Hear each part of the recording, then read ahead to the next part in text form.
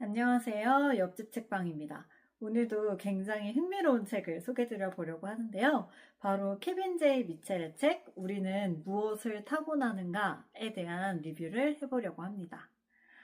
이 책은 인간의 본성, 즉 성격, 지능, 기질 같은 것들이 어디서 오는가라는 굉장히 오래된 질문에 대한 대답을 신경과학과 유전학의 관점에서 풀어낸 책이에요. 유전과 환경, 선천성과 후천성이라는 오래된 논쟁에 대한 해답을 제시한다는 점에서 굉장히 흥미롭게 읽었는데요.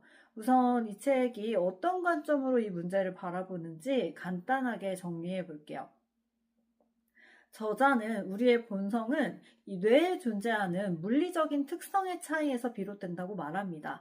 이때 뇌의 물리적 특성이라는 것은 뇌의 크기나 연결성, 신경 회로 배치 이런 것들을 말하는데요. 이런 뇌의 물리적 특성의 차이가 우리의 기질이나 심리적인 특성, 또 감정 반응 방식 같은 것들의 차이를 만들어낸다는 거예요. 그렇다면 이런 물리적 차이는 어디에서 온다는 걸까요? 바로 유전적 구성 그리고 발달 프로그램 작동 과정에서 나오는 무작위성에서 생겨난다고 보는데요. 저자는 특히 발달 프로그램의 무작위성에 큰 비중을 두고 설명을 합니다.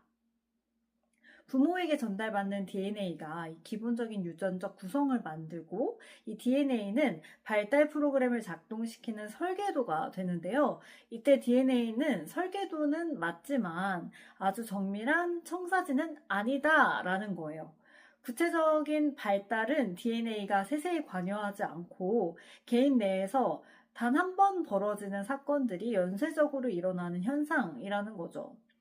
이게 이제 분자 수준에서 일어난다고 생각을 해보면 시스템의 잡음이라 불리는 현상이 일어나기 마련이라는 거예요.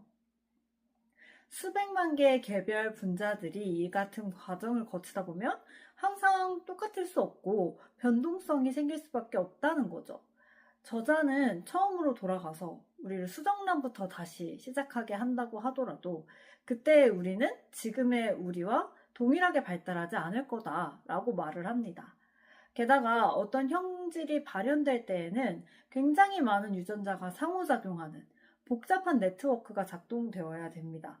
어떤 형질을 발현시키는 한두 가지 유전자가 있는 게 아니라 한 가지 형질이 발현될 때 되게 다양한 유전자들이 서로 복잡하게 상호작용하면서 발현되는 방식이라는 거죠. 그렇다면 이 과정에서 아주 미세한 차이가 있으면 이 미세한 차이도 크게 증폭될 수 있다라는 거예요. 이런 과정에 의해서 우리는 거의 똑같은 DNA를 갖고도 인간마다 다른 본성, 심리적 특성 이런 걸 가지게 된다고 합니다. 저자는 이런 관점을 기본으로 인간의 감각이나 지능, 성별의 분화, 신경정신질환의 메커니즘을 설명하는데요. 저는 이 책 굉장히 재밌게 읽었어요. 그래서 어떤 점이 흥미로운지 좀 더 구체적으로 설명을 해볼게요. 첫 번째는 인간의 심리적 특징이라 여겨지는 본성에 대해서 생물학적으로 깊이 있게, 그렇지만 재미있게 탐구한 책이라는 점이에요. 우리가 무엇을 타고나는가 뿐만 아니라 그것을 어떻게 또 어떤 방식으로 타고나는지를 과학적으로 설명해 줍니다. 특히 왜 같은 유전자를 타고난 일란성 쌍둥이도 다를까에 대한 대답을 굉장히 명쾌하게 제시한다는 점이 매우 흥미로웠어요. 이런 쌍둥이 연구, 또 동물 연구 등의 흥미로운 사례들을 제시하면서 이 독자의 관심과 집중을 이끌어냅니다. 두 번째는요, 유전과 환경 중에 무엇이 더 결정적이냐에 대한 명쾌한 결론을 제시한다는 점이에요. 이 선천성과 후천성에 대한 오래된 논쟁에 대한 대답을 생물학적 지식을 기반으로 명쾌하게 제시합니다. 저자는 유전이 가능성의 범위를 결정하고 또 환경은 그 범위 안에서의 선택에 영향을 미친다라는 입장이라고 할 수 있을 것 같아요. 완전히 결정론적 입장도 아니면서 그렇다고 무엇이 더 영향력 있느냐에 대해서 애매모호하게 대답하지도 않아요. 정확한 과학적 사실을 통해서 결론을 이끌어내고 애매모호하지 않고 깔끔하게 입장을 제시한다는 점이 굉장히 매력적이었습니다. 셋째는요, 다양성에 대한 통찰이에요. 이 책은 사람마다 기질, 성격, 감정, 반응 같은 것들이 왜 다른지를 생물학적으로 이해할 수 있게 해줍니다. 책에 따르면 결국 이런 다양성은 두뇌의 구조적, 발달적 다양성에서 비롯된다고 볼 수 있는데요. 이것이 발달적 측면에서 또 종을 유지시켜준 이 진화의 역사에서 필연적인 결과라는 것을 이해하게 해줍니다.